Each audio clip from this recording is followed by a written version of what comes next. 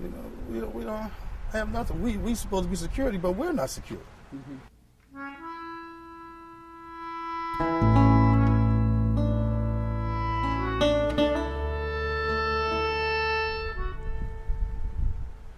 It's crazy. It's crazy.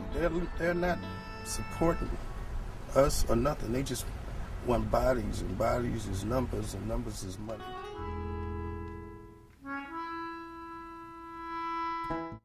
Barton Security Justice Campaign was basically born out of the need for a unified voice for allied Barton security officers in the city of Philadelphia, and in particular at Penn and Temple campus to begin with.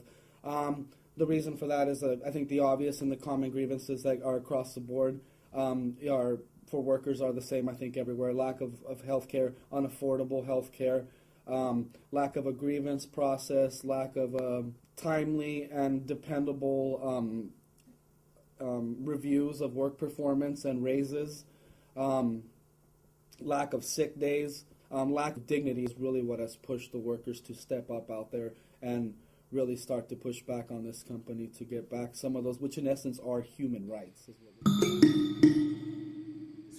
I mean, when you bring home your paycheck, and if you make $9.15 an hour, and you work an 80-hour week, and you bring home your check after taxes, you only bring home, well, me personally, I'm only bringing home $545 every 2 weeks, and in a week's time, that's only $222.50 a week. That's no money. For per guard, per officer, I'm going to say, they get about $18 per officer. And we're only getting $8, $9 an hour. They don't pay for nothing. I got hurt one time working at Pearson Hall in the winter, chasing kids in the building, ran outside, hit a patch of ice, slid on my hands and knees for 50 feet. Went to the doctor, took the papers back to them. Of course, they challenged it. They said it didn't happen, but I had police reports and everything. Luckily, my supervisor was there.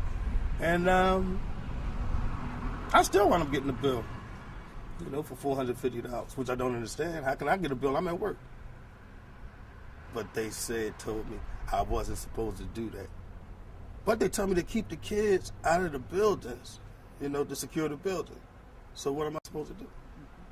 I mean, what am I supposed to do? Am I supposed to just let them do what they want to do? But I'll get in trouble for that too. I mean, our training most times is inadequate. I mean, we have too many guards who come in and out of the system, and they are not equipped and prepared to do the job once they're placed at a post. We had an elderly gentleman that worked at Booth. One of the professors got robbed, and he told the officer, well, it's your job to go run after him. And he told him, no, it's not my job to go run after this guy. My job is to call the Temple Police and give them the description of the gentleman that just robbed you. So they wind up, because this guy is a client, they wind up firing the officer because he wouldn't go run down the street to chase down a man that robbed a professor. That's not our job. That's not in our job description. We don't carry guns. We don't have batons.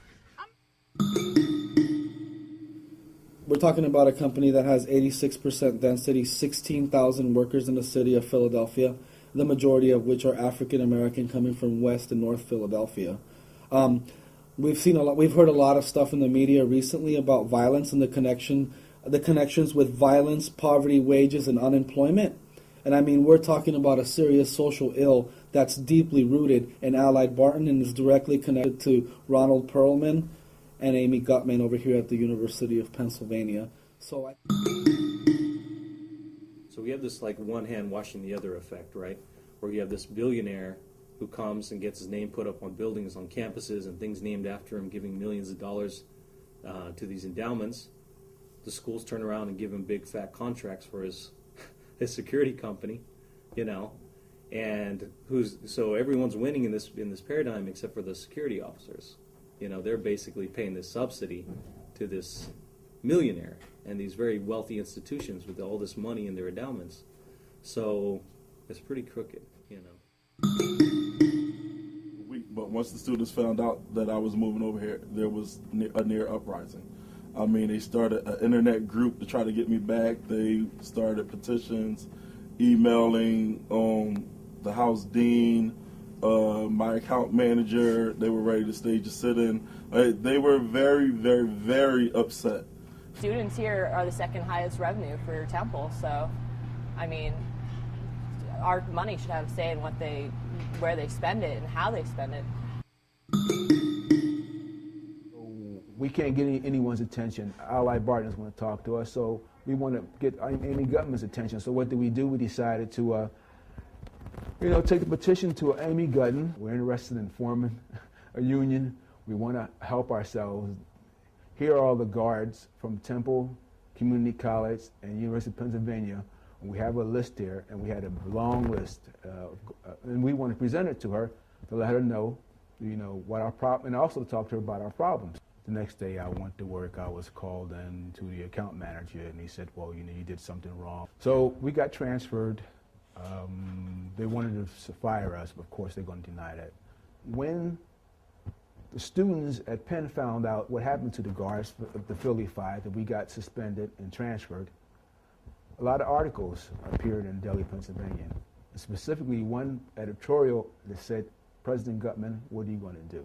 The next day was in the Delhi, Pennsylvania, that President Gutman demanded the security guards be brought back on campus. So that's what happened to, three of us. The two guards decided they didn't want to come back. One guard, he came back a lot later than we did, somewhere in November. And myself and George Adara, we all came back in October. So they wound up calling us the Philly Five. President Amy Gutman put a piece in DP, that's the Daily Pennsylvania paper on the campus of the university, that she would like to sit down and talk with us once we're back at campus.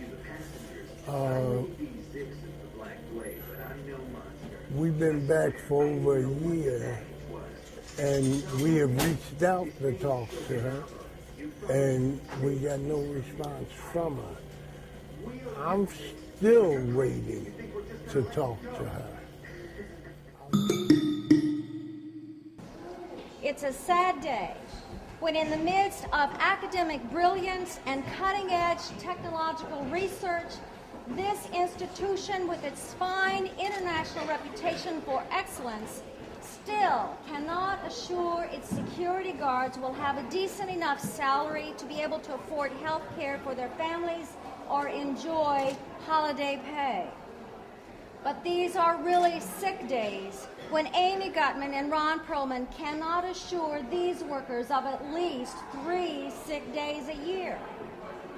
And so in our midst are the workers who lose again. They are the working poor here on Penn's campus in the midst of all this wealth.